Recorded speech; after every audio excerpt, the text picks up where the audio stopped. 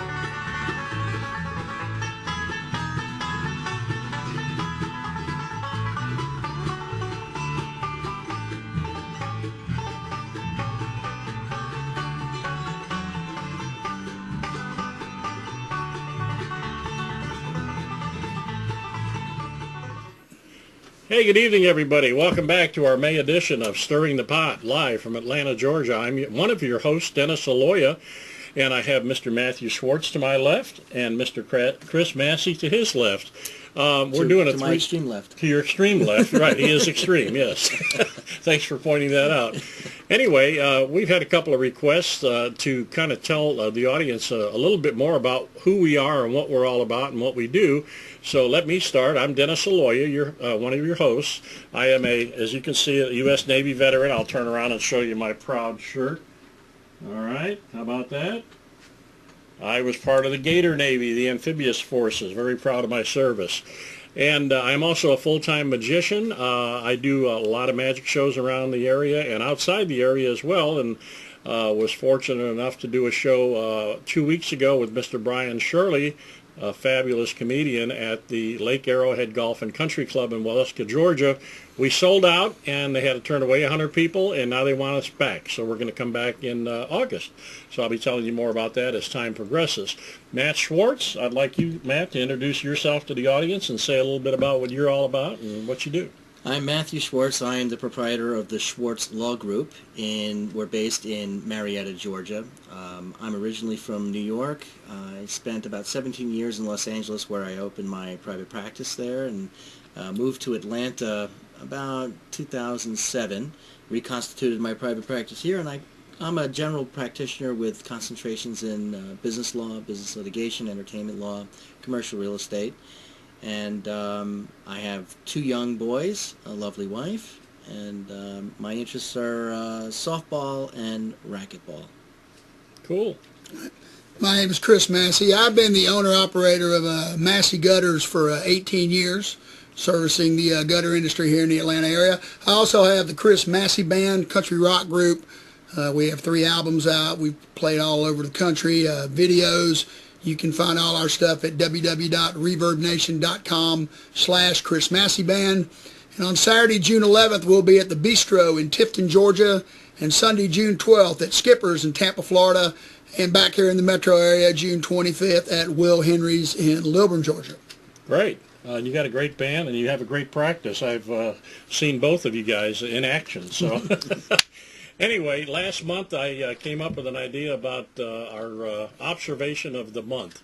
So I'd like to start off with an observation of this month that I have observed. You know, last month I talked about the great transgender bathroom debate. That was one of my observations. This month, that particular format or interest, if you will, has progressed to the point where now the Justice Department and the government says to all parents all over the country with kids that are in school that it's okay for their child to go to either a male restroom or a female restroom, depending on what gender they feel they might be feeling that particular moment. That also applies to girls' and boys' locker rooms. Now, if this isn't a maddening situation for parents, I don't know what is, and the only way that this thing could ever get generated was by our top idiot in the White House. I'll open it up to comments. Well, This whole thing's been blown out of proportion. Politicizing it was the worst thing you could do. Let me tell you, Bruce Jenner is not the original transgender person. And men dressed as women have been going to women's restrooms for decades. Decades. And nobody's ever said anything about it. But now, you know, you can't leave well enough alone. You got to make it a law and all this other stuff. And now you've got all these other things that are coming into it. But it's been going on right under everybody's nose for years. For years. I beg to differ with you, Chris, because I raised 5 children, and I don't ever remember once. Because you weren't looking for it. Well, no. And nobody else was looking for it. When my kids were in school, they went to the boys' restroom if they're a boy and the girls' restroom if they're a girl. That's normality.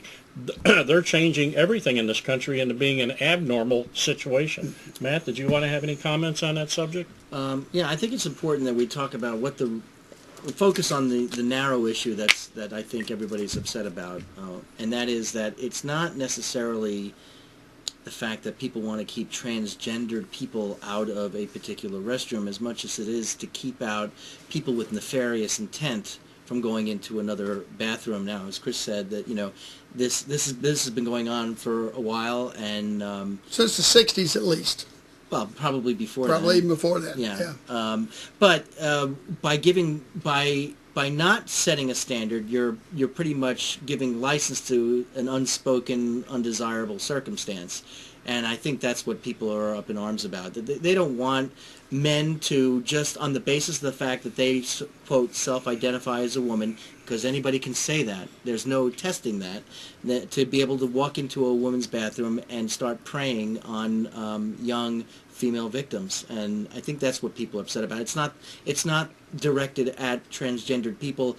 It's the fix that's used to stop discrimination against transgendered people that's really making people upset. But now they're bringing it down to the level of school children and telling those kids, you have a choice as to what bathroom you want to go into. You have a choice as to what locker room you want to go into. This is madness. This is craziness. Who in their right mind would agree with that? And I'd like to know, Chris, what your outlook is on the world in general, so I know what makes a liberal tick a little more. Well, I mean, look, like I said before, this has never been an issue in this country till it was politicized. It never has. You never heard anything about guys. Who politicized it? Who politicized it? Well, the government did. No, the government didn't politicize it. This is the gay, what, the LGBT, whatever, if I can't spell it, LGBT community. They pushed this issue after they and I'm going to tell you, and that was a mistake. But the transgender issue, when that came out, everybody is, immediately had the thought, well, this is an adult situation. This is about adults. That was my take on it. But they've taken it a giant step forward and made this issue about children. So there's a lot of transgender children in schools? No, there's probably... you know what the entire transgender population represents in this country? Less than 0.5%? 0.1% of the entire population. That's right. And this has been the number one thing on the news. When Al-Qaeda is trying to kill us, why is this even an issue? My God, get back to normality. So you're saying that if a little boy is dressed like, if he's not even dressed, have to be dressed. I don't think that's correct. That is correct. That's what the government said. Yeah, if a child decides they want to go, it's for transgender people. It's not for a boy dressed like a boy, looking like a boy, to go into a female restroom. There's two issues. That's not true. There's two issues, Chris. The first one is a transgender bathroom issue. Okay. Right. The other one came out after that issue came out. Right. This is the issue that says all children in school. Right. This is by the government now, the Justice Department, saying all children in school have the right to choose what bathroom they want to go into that day and what locker room they want to go into that day. And he's right. That's a totally separate issue from the transgender And the basis for that this has been made law? Yes. Well, I don't know if it's been made law, but the schools are fighting it. This is what the president has advocated. This is what the Justice Department is advocating. To what extent the schools are accepting it, to what extent they're making federal money contingent upon those policies, I don't know. But understand the basis for that is that these people are saying that if somebody identifies as a member of the opposite sex, they don't have to dress like that. They don't have to be in the middle of transitioning. All they have to do is say, yeah, I identify as a female today. And they can go into a female restroom. A male can do it on that basis. And I think it's the epitome of absurdity, because if all people have to do is say, identify a certain way, then what's stopping a 18-year-old from identifying as a 21-year-old for the purposes of voting or getting alcohol? And what's stopping somebody from self-identifying as any other thing that they're not, just by saying, I feel this way, and then I'm entitled to certain things? Here's a perfect example at Belk's. Belk's is a large department store in the Atlanta area. Right. Just last week, there was a man that walked into the ladies' dressing room because he felt like he could do that. And there was a lady in the dressing room who came out screaming. Now, if that was your wife or daughter, how would you feel about a guy walking in on her while she's changing into a dress or something? They've taken the transgender issue and used it as a door opener to other craziness that's even worse. That's what you do with liberals. You give them an inch, they take a mile, and they make everything that's normal into an abnormal situation. That's my thought. What's yours? Well, I disagree. You know, Why? like I said before, the problem was that the LGBT community should not have politicized the issue. And by politicizing, and lots of issues that once they're politicized, the results are not always Well, then good. let me put it this way. Is it right or wrong for the government to say if you're a school and you get federal money, you have to comply with this order from the Justice Department? You're getting federal money. Yeah. So, I mean, Is that right or wrong? Is that right or wrong, Chris, in your opinion?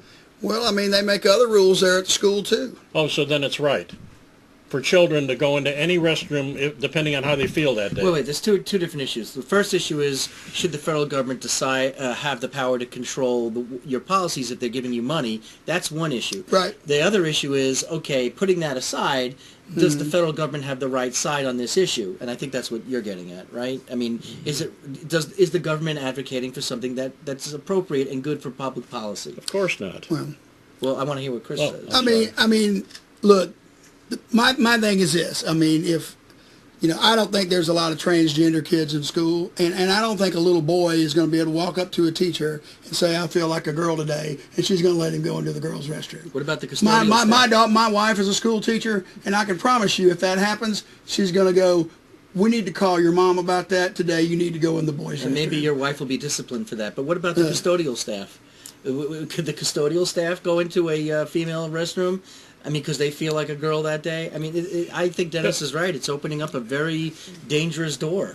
The whole point is, my question is it right or is it wrong what the government's doing? If you agreed that it's right because it's a liberal government, then I don't know why you would agree with that, but that's your choice and your opinion. I'd like to delve into that a little more if you think that's right. Well, the school kid thing I do not think is right.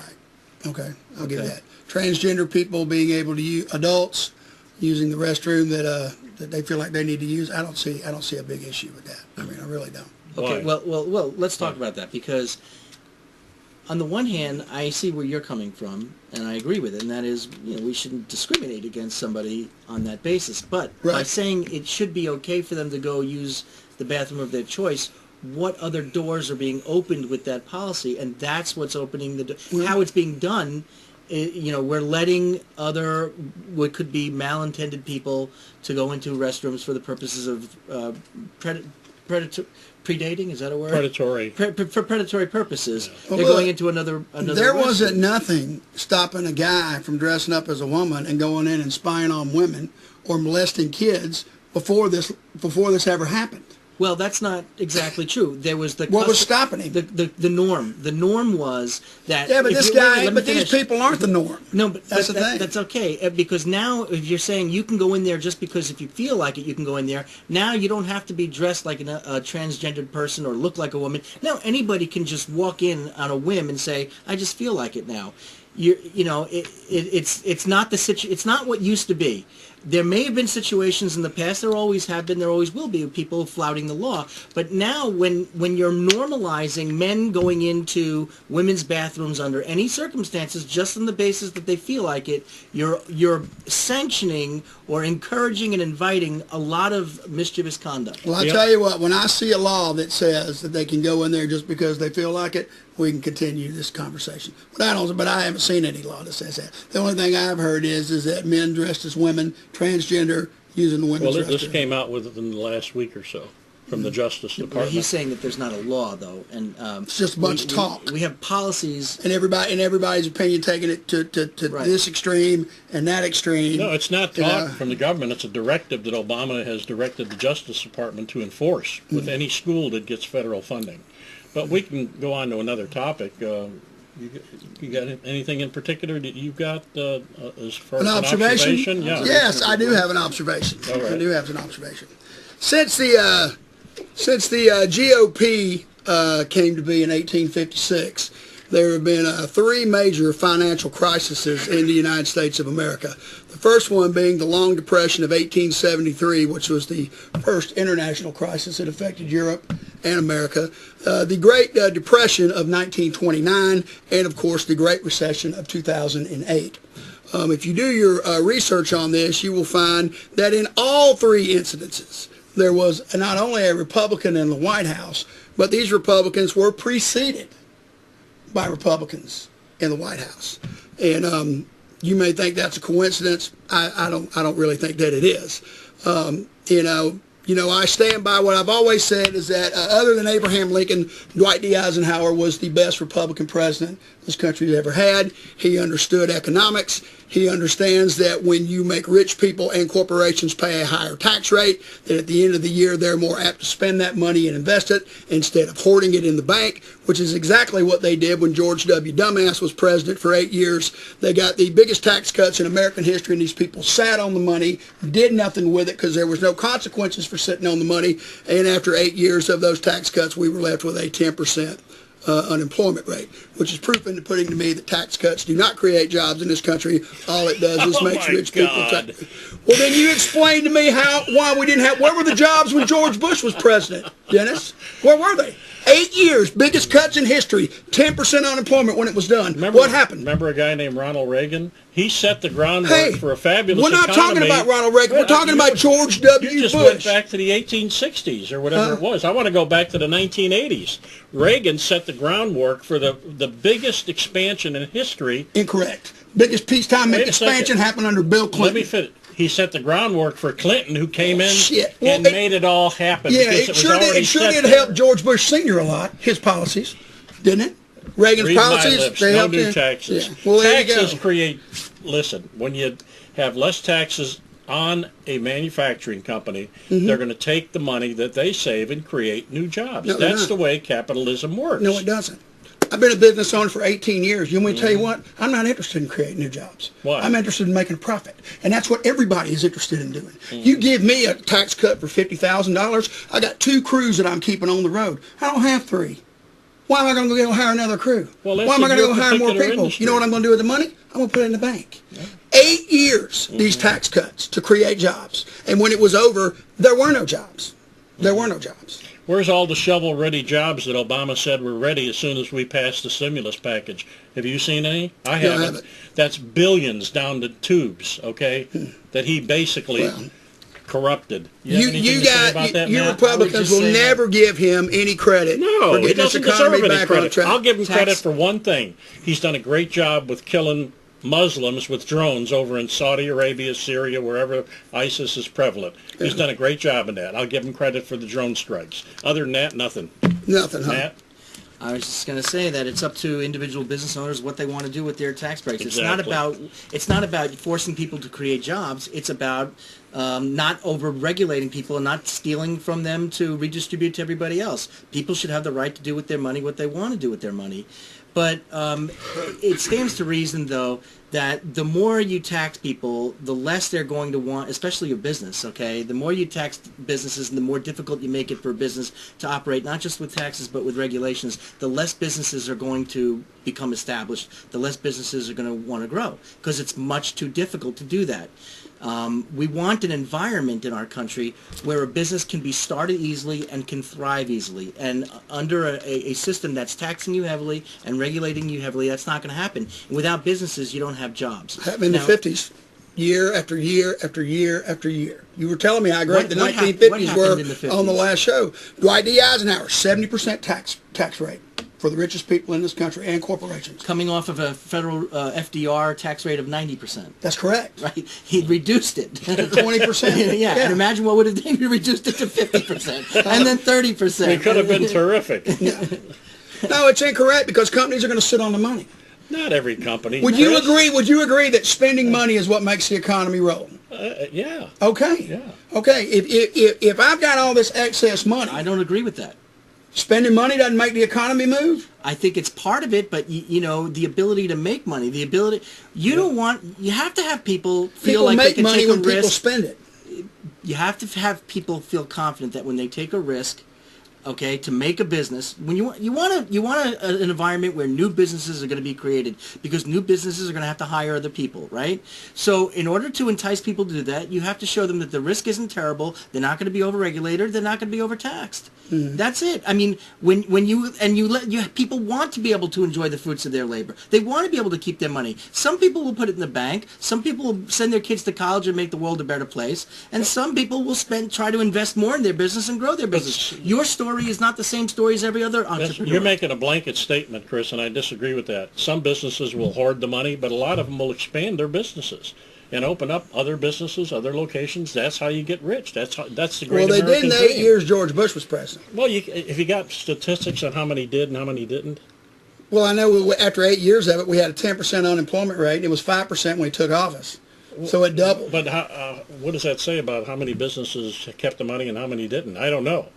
Everything's relative. Well, when you lose 3 million jobs in 6 months, and the unemployment rate doubles, and the stock market drops 10,000 points, I would say that there's not a lot of people investing in making jobs for people. Well, the role of the government is not to force people to get the economy moving. You can do that very easily by putting guns to their heads and say work, okay? And that's what they did in Soviet Union, and that's what they did in Cuba. And that doesn't work. We're not that country. We're a country that cherishes freedom. And when we have a free society, when the government gets off our back, when the government lets us do what we want to do and doesn't tax us to death and regulate us, that's when businesses start flourishing. That's right. Bernie Sanders is a guy that wants to raise taxes to 90%, have a 90% tax rate. Mm-hmm. So if you want to work, and have 10% out of every dollar to call your own, then he's your guy. Well, see, here's the thing is, like when Eisenhower had it at 70%, people say that's too much. When the write-offs that rich people have, it's about 50. And the problem with it is now is what, 39? Is that what the tax rate is right now? I think it's 39. Okay, with their write-offs, they're paying about 16. That's the problem. Well, that is the problem, right there. It's not when somebody's making millions of dollars. What are the write-offs for? Huh? What, like health expenses? Well, why shouldn't they have a write-off? Well, sure, they should have write-offs. But what I'm saying is that when you got millionaires that are paying 16% in taxes, and Joe Smo that's making $60,000 a year, and he's paying in the 20-something percentile, it don't add up. This is why I support a fair tax. Yes, the fair tax. Fair for the rich? Absolutely not. You're not? Absolutely not. Absolutely not. Why would everybody paid the same? Because it makes rich people pay less in taxes, and that's the last damn thing we need. God forbid somebody else pays less in taxes. It's not. See, they make all the money. They should pay the taxes. No, they make money. How are they making money? Huh? How are they making money? Because they're actually doing something? They're actually working? They're actually producing? God forbid. Look, God forbid. They should be punished, right? There's we want too to much, punish people for making money. That's a great philosophy. There's too much emphasis on what's fair and what works. What is a fair tax? Do you even know what a fair tax is? Do you know how that works? The fair tax the one where you pay a higher rate of taxes on things that are purchased? Is that correct? It's a flat rate. That's a consumption tax. A flat rate for everybody. But I'm for a consumption tax. But the fair tax would just be like 10% across the board for everybody. No deductions. Nothing. It's just the guy working at Quick Trip should say the same percentage as the third baseman for the Atlanta Braves. How in the hell does that make sense? What? Say that again. It's flat tax 10%. So the guy at Quick Trip, he gives 10% of his money, and the guy making $5 million playing for the Braves, he gives 10% of his money, which is a million times more than what the guy is paying at the Quick Trip. What's not fair about that? It's incentive for the guy at the Quick Trip to raise himself up in society to make more money. What's not fair? It's all relative. Why should everybody pay a proportion? The more you make, more you pay. That's why. That's the No, American way. that's the communist way. That's the communist way that started in the 1900s. Okay, Jesus. there was no progressive tax before FDR. There was no progressive income tax. Why doesn't everybody just pay the same rate? See, what people on the right don't understand is if you keep making things so good for rich people, there's not going to be any poor people to buy any of their stuff. Why are you for fairness for everything There's except not. taxes? Why are you for fairness for everything except taxes? Why isn't it unfair that somebody should have to pay proportionately more than somebody else? Look, even Bill O'Reilly has said that he pays about 50% in tax, and he said, and it's the best deal on the planet. It So should be better. Who he cares what earned Bill O'Reilly says? Why is it fair to make somebody pay 40% when somebody else is paying 10%? That's like you saying, well, I can't make Or none. $100 million, but you more can. than half the people you in know. this country don't pay any tax. That's And then right. there's people that are paying 50-60%. That's Why is that incorrect. fair? People do pay. They just don't No, pay they for don't. taxes. They pay sales tax. They pay Yeah, they pay no property income. I'm talking about tax. income tax. And they Right. don't own property. Okay, these people don't own property. Okay. They don't have income. They're not paying those taxes. Yeah, And they're paying sales they're taxes. barely getting by. So if you're going to make them pay 10%, you know what's going to happen to all those people? They're going on government assistance. And then y'all will bitch about that. No. No. Get them a freaking job. They do have jobs. That's the problem. You got people working in this country that are on food stamps. If they're 40 not- hours if a they're week not- working right food now, they're stamps. not paying anything, and if they're not having income, how are they going to have it 10% to pay? If they're making $2,000, what is that? Look, $200? if you're married, if you're a school teacher and a fireman, Mm-hmm. you got an income of about, I don't know, $75,000. You got 3-4 kids. You have a house, write-offs. You're not going to be paying much. You're not. See, this is part of that 47%. But that's the write-off. You're talking This is about part of write-offs. that I'm talking about fair 47% that Romney was talking about. Yeah, but you know. But it doesn't matter how many kids you have. If you have a fair tax, it's 10% for everybody. No matter how many kids you Is it have. church, 10%, everybody pay 10%? It'd never work. What do you mean it would never It work? would never work. There's actually a plan called the Simple Tax. How are you going to keep the federal government going with everybody paying 10%? I encourage everybody Ain't to gonna go to happen. thesimpleTax.org, the Simple Tax, because that actually is a tax plan that that would transmogrify us into a consumption tax with a plan that takes into consideration easing out the income tax. And there's a transition strategy for it. And everybody should be on a consumption tax because that's the fairest thing that you could possibly have. In fact, you don't have any more tax exemptions for churches You anymore. know how much money the consumption tax would raise by the underground economy now having to pay taxes? All the illegals that work in this country Doesn't matter. and don't pay any It tax? wouldn't bring as much revenue. It wouldn't. A guy making $10 million a year right now is paying about $5 million. Well, right now in they're taxes. paying nothing. Okay. Now how much Well, money? you said he wasn't paying anything. No, he makes Or 16%. 16%. $10 million a year. Yeah. He's paying about $5 million in taxes. How Okay. is that? You said he's only paying 16% with all of his write-offs. Yeah, that's 50%. Well, you just All right. Okay. So illustrated. he's paying $2 million in taxes. Okay. Now, paying $1.6 how much million. money? How much stuff is he going to have to buy? He's going to have to buy things to survive. He's going to have Yeah, to buy but food. but He's see, gonna well, have- here's one of the misconceptions about rich people. What good Because is I your do money if you're business not for a spending lot it? of them. The rich people just don't go out and spend money to be goddamn spending it. You know, once you get your house, your 4 cars, your vacation home, your boats, and everything else, you know, they're shopping at Publix. They're buying gas at the Shell station. So it sounds- they're getting their spending money. prescriptions made at Deckers. It ain't going to be $2 million that they're going to spend. So what? Excuse me, but it sounds like you're very resentful of people that have things. No. That's exactly the way it sounds to me. Why shouldn't they be able to keep their No. money if they wanted Look. to? It's like, I don't care what you have. God bless you if you could be a millionaire. That's the Look, American I don't dream. care. I don't want to keep somebody down. I don't care what anybody's got, and I don't envy anybody. All I'm saying is, You want to is punish that- people No. who have that money. You got to have a system that works for the country. Right now, 400 people in this country have more money than half of the working class. So what? So what? Yeah. They earned it by Yeah. working. And in 50 years, it's going to be 70%. So It's something what? else- And I hope I'm one of the 70%. That's right. And, Yeah. you'll own a business that nobody can shop in. So what? Wealth is out there to be made by the people that are smart enough to do it. I give them credit. Like Donald Trump, a self-made trillionaire. He isn't self-made. His goddamn dad left him he $100 million. No, he didn't leave him that much. He's a smart businessman. Yeah. There's not one Democrat that's ever earned $1 in private industry that's going to be on that ticket. They're all on the government tit. You look at, and we got to get rid of them. How is Hillary Clinton as wealthy as she is, who supposedly was bankrupt and having to get rid of 2 mortgages? She had to pay 2 mortgages when she was leaving the White House, and she was on the verge of bankruptcy, and now she's making, what, $250,000 She's a a freaking speech? thief. Her and her husband, the pedophile. And all this is from working for the government. How are these? Harry Reid, same thing. He's been in government for how long, and how many millions of dollars does this guy have? Well, there should be term limits on Congress people. I'll be the first to tell you that. 100%. I'll be the first to tell you that. 100%. Oh, Absolutely my goodness. term Boy, time flies when you're having fun. Folks, we I hope ended up you've on an enjoyed... agreement. Yeah, we did. What did we agree on? Term Are we limits. going to do this next month? Or... Term limits. Yeah? Are we all going to be back? Okay. We can continue this lively debate next month, folks. We're going to just do a 30-minute show tonight, and our time is about up. Write in if you want us to address certain questions. Yeah. Write in and tell us the types of Yeah. things you'd like us to address. And if you have any questions about us, send those in also, and we'll be happy to answer them. You could just contact AmericanHeartsRadio.com, email us there, and let us know how you like the show, what your suggestions might be. And if you agreed or disagreed with any of the panel up here, we've all got very strong views. And we'd really like to hear from you, folks. Your opinion matters. If you have a legal question, www.schwartzlawgroup.com, SCHWARTZ, lawgroup.com. And if you want a little magic in your life, denmagic500@yahoo.com. That's me. And the Chris Massey Band? Yeah, we'll be in Will Henry's in Lilburn on June 25th. So if you're in town, come on out and see us. We'll be there. Thanks for joining us, folks.